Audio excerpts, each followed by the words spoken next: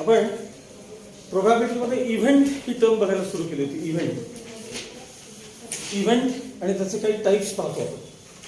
Event म्हणजे काय, तर सॅम्पल स्पेस मधलं आपल्याला जे फेवरेबल आउटकम असतं त्याला इव्हेंट असं म्हणतो. सॅम्पल स्पेस मध्ये आपल्याला जे फेवरेबल त्यातलं आउटकम असेल त्याला काय म्हणायचं आपण, इव्हेंट असं म्हणतो. त्यामुळे इव्हेंटमध्ये काही टाईप्स पाहिले आपण. सर्टन इव्हेंट किंवा sure event, impossible event, single किंवा एलिमेंटरी इव्हेंट, असे आपण टाईप्स पाहिले. आता त्याच्या पुढचे टाईप्स आहेत ते फार महत्वाचे. बघा त्यांची नावं काय आहेत बघा पुस्तकामध्ये. कॉम्प्लिमेंट ऑफ एन इव्हेंट किंवा कॉम्प्लिमेंटरी इव्हेंट. त्याच्यानंतर असेल एक्झॉस्टिव्ह इव्हेंट्स आहे का, आणि त्याच्यानंतर असेल म्युच्युअली एक्सक्लुसिव्ह. पहिल्यांदा कॉम्प्लिमेंट अशी टर्म असेल, बरोबर आहे. कॉम्प्लिमेंट ऑफ एन इव्हेंट, लक्षात तुम्ही सेट्स मध्ये ज्यावेळेस 9th स्टँडर्ड मध्ये आपण सेट्स हा लेसन शिकला नाही, तेव्हा आपण युनिव्हर्सल सेटशी कम्पेअर करून कॉम्प्लिमेंट द्यायचो. आठवतं का मला? एक एक्झाम्पल देतो. If universal set contains elements 1 2 3 4 up to 10, set A मध्ये समजा सेट ए मध्ये 2 4 6 8 10 असे एलिमेंट्स आहेत, सगळे इव्हन नंबर्स आहेत. तर ए चा कॉम्प्लिमेंट जो आहे ना, ए चा कॉम्प्लिमेंट त्याच्यामध्ये सगळे ऑड नंबर्स आहेत. Those elements which are present in universal set but not in given set are included in the complement of that set. A चा कॉम्प्लिमेंट म्हणजे काय, तर असे एलिमेंट्स जे युनिव्हर्सल सेट मध्ये प्रेझेंट आहेत पण गिवन सेट मध्ये नाही आहेत. म्हणजे ए सेट मध्ये कोण कोण नाहीये सांगा. ए सेट मध्ये कोण कोण नाहीये. 1 नाहीये, 1 नाहीये, 3 नाहीये, 5 नाहीये. These are included in the complement of that set. हीच कन्सेप्ट फक्त इथे वापरली. समजा डाय रोल केलात तर सॅम्पल स्पेस काय असतं रे, 1 2 3 4 5 6 1 2 3 4 5 6 ही तुमची सॅम्पल स्पेस आहे. ए इव्हेंट असा आहे, A event you are interested in getting an even number. म्हणजे तुम्हाला फेवरेबल केसेस ए ला कोणते कोणते झाले सांगा, 2 4 6. मग ए चा कॉम्प्लिमेंट काय असेल, ए चा कॉम्प्लिमेंट म्हणजे ऑड नंबरचा सेट असेल. काय असेल सांगा, हे जे इव्हेंट्स आहेत ए आणि ए कॉम्प्लिमेंट, किंवा हे जे दोन, आता ह्याला नाव मी बी दिलं, समजा या इव्हेंटला नाव बी दिलं, ज्याच्यामध्ये आपण 1 3 आणि, तर इथं ए आणि बी हे एकमेकांचे कॉम्प्लिमेंटरी इव्हेंट्स, एकमेकांचे कॉम्प्लिमेंटरी इव्हेंट आहेत. हे कसं लक्षात ठेवायचं माहिती का, ऐका. ए आणि बी चं इंटरसेक्शन हा सिम्बॉल आठवला तुम्हाला.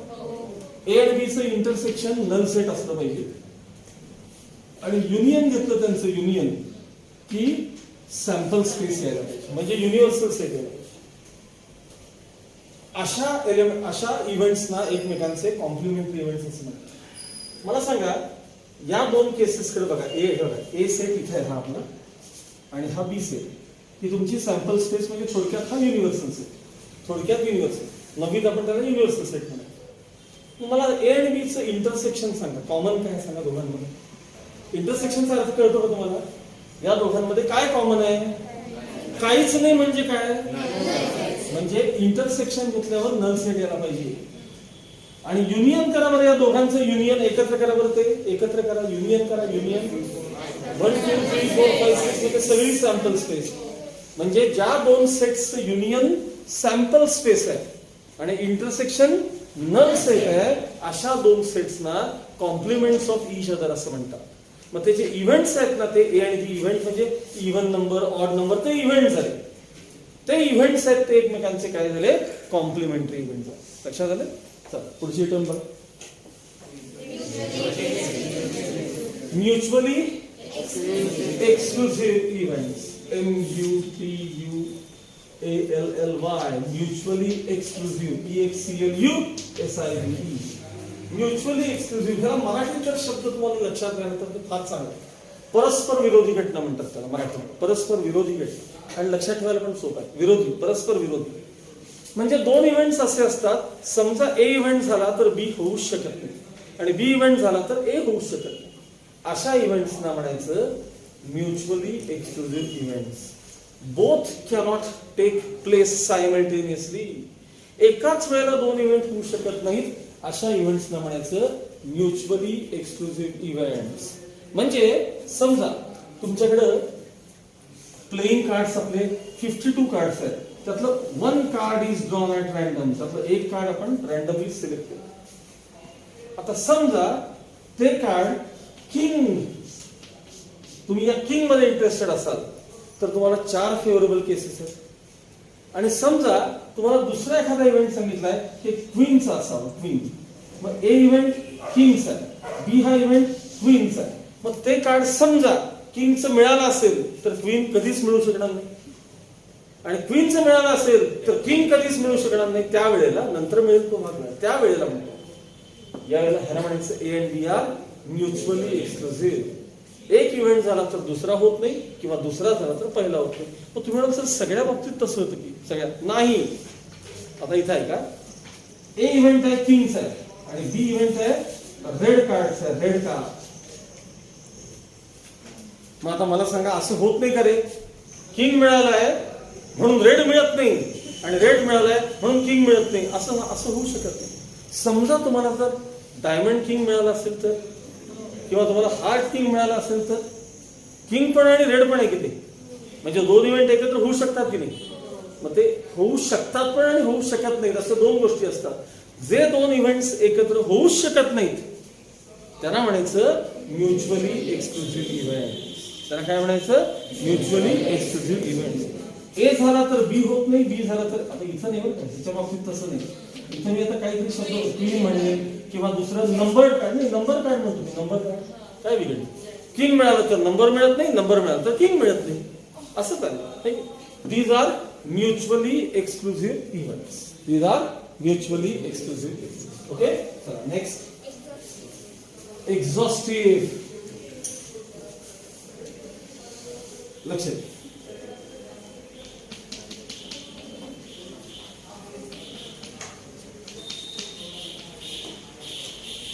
एक्झॉस्टिव्ह इव्हेंट्स, ज्या 2 इव्हेंट्सची युनियन, ज्या 2 इव्हेंट्सचं युनियन हे सॅम्पल स्पेस एवढं असतं, त्याला म्हणतात एक्झॉस्टिव्ह इव्हेंट्स. त्यांना काय म्हणायचं? Exhaustive events. उदाहरणार्थ, डाय इज रोल्ड. मला सांगा, डाय रोल केल्यानंतर आपल्याला काय काय मिळू शकतं? 1 2 3 4 5 6 ही झाली तुमची सॅम्पल स्पेस. ए इव्हेंट असा आहे, A event number greater than 3. A event कसा आहे? Number greater than 3. B event कसा आहे?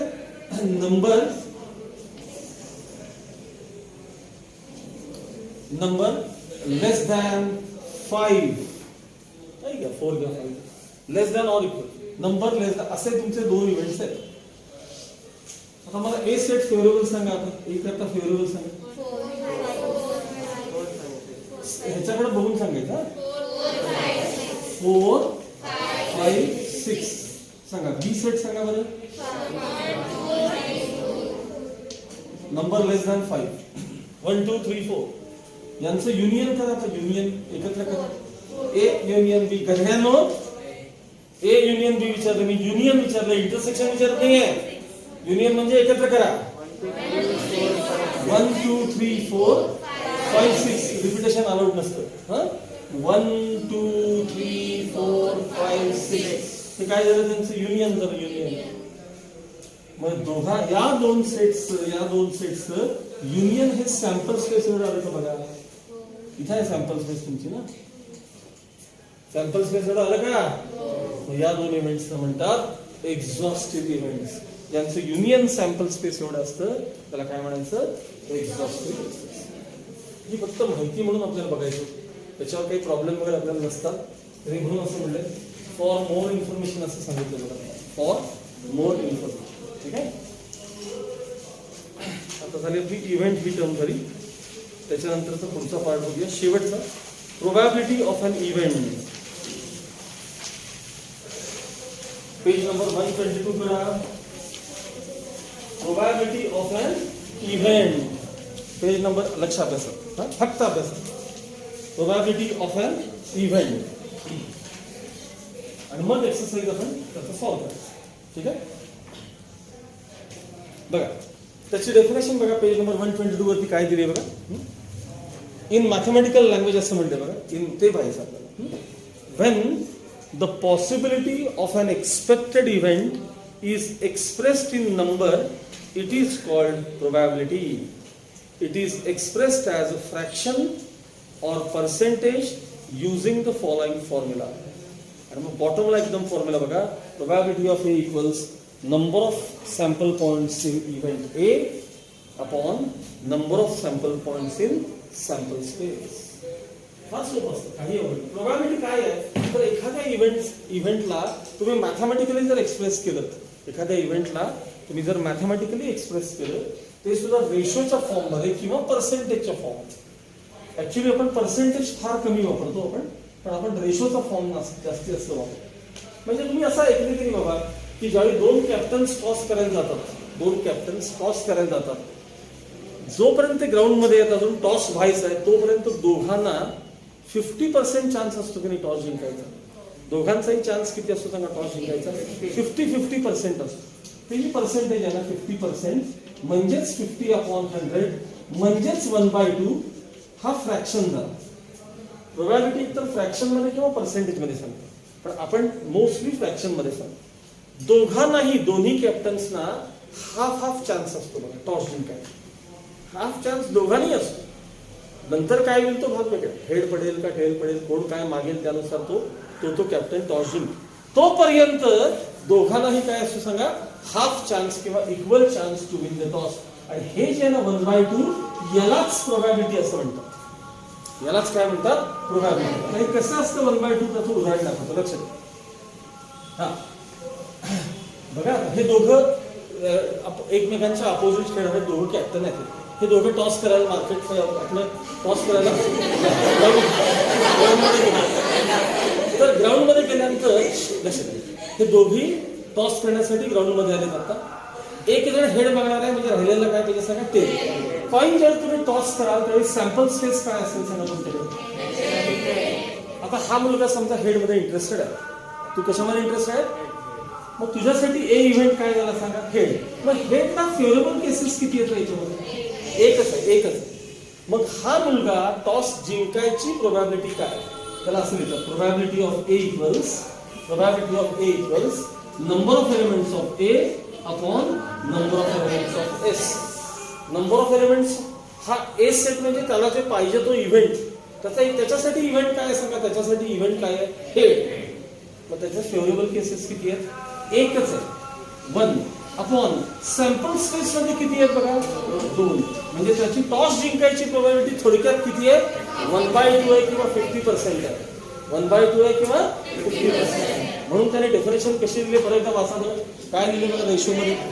मनातल्या मनात वाचा. काय लिहिले वाचा बरं तिथे? Number of sample points in event A upon number of sample points in event B. त्याचे आणखी 2 एक्झाम्पल दाखवतो, म्हणजे तुम्हाला प्रोबॅबिलिटीचा पार्ट लगेच समजायला लागेल. लक्ष द्या. A card is drawn from a pack of cards. And we are interested in getting a face card. तर आपल्याला त्याची प्रोबॅबिलिटी काय असेल सांगा. तुम्ही एक कार्ड जर काढलं असेल तर सॅम्पल स्पेस मध्ये किती असतात सांगा? कालच पाहिले की नाही पण सांगा, 52 केसेस असतात सॅम्पल स्पेस मध्ये. तुमचा इव्हेंट ए काय आहे सांगा? काय? Face card. मग मला सांगा फेस कार्ड टोटल किती असतात सगळे मिळून? तुम्ही फक्त फेस कार्डवर इंटरेस्टेड आहात ना? म्हणजे ब्लॅक फेस पाहिजे का रेड फेस पाहिजे असं काही म्हणलं का? म्हणजे सगळ्या प्रकारचे आम्हाला फेस कार्ड चालतात की नाही? मग फेस कार्ड असतात किती? 12 असतात. 12. क्वीन, किंग आणि जॅक असे 3च प्रत्येक सूट मध्ये. असे 4 सूट मध्ये एकूण 12 फेस कार्ड असतात. मग probability of A equals number of elements of A upon number of elements of S, म्हणजे 12/52. मग तुम्ही रिड्यूस करा. 4 3 12, 4 13 52. Final answer 3/13. या प्रकारे तुम्हाला ही प्रोबॅबिलिटीचे आन्सर्स काढायचे. इतकं सोपं असतं. लक्षात सगळ्यांना. असाच शेवटचं एक्झाम्पल बघा. डाय रोल केल्यानंतर सॅम्पल स्पेस मध्ये 1 2 3 4 6 म्हणजे number of elements of S किती आहे सगळं? A is the event of getting an odd number. किंवा चला प्राईम करूया. Getting prime number. A is the event of getting a prime number. मग आता मला सांगा या 1 to 6 मध्ये कोणते कोणते प्राईम आहेत सांगा. 2, 3 आणि 5 हे प्राईम नंबर आहेत. म्हणजे A करता फेवरेबल केसेस किती झाले सांगा. 3 केसेस झाले. मग प्रोबॅबिलिटी ऑफ A ची डेफिनेशन काय आहे. Number of elements of A upon number of elements of S म्हणजे 3 अपॉन 6 म्हणजेच 1/2. अशा प्रकारे हे तुम्हाला एक्सरसाइज मध्ये प्रॉब्लेम सॉल्व्ह करा. सगळ्यांना कळलं का बघा. आता तुमचे बेसिक टर्म्स सगळे यातले आपले शिकवून संपले. प्रोबॅबिलिटीचे सगळे जे बेसिक टर्म्स आहेत ते तुमचे शिकवून संपले. आता आपण पहिल्यापासून एक्सरसाइज पाहणार आहोत. फर्स्ट पासून पाहणार.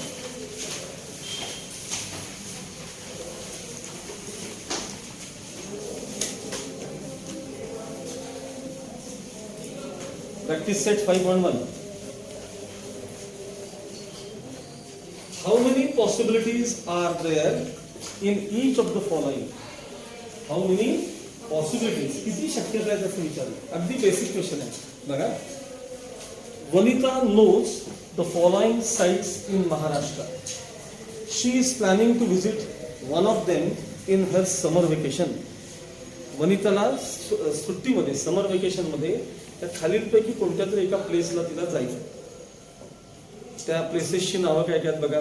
अजंठा, महाबळेश्वर, लोणार सरोवर, Tadoba wild life sanctuary, Amboli, Raigad, Matheran आणि Anandwan.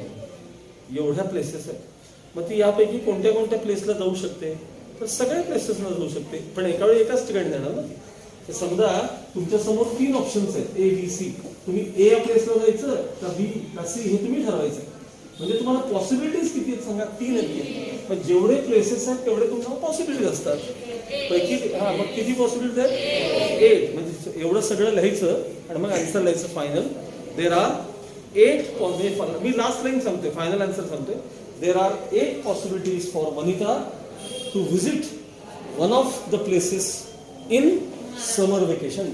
In summer vacation there are 8 possibilities for Vanita to visit one of the places in her vacation किंवा in summer vacation. नुसतं 8 possibilities एवढं म्हटलं तरी चालतं. हे काही परीक्षेला असले क्वेश्चन घेतले.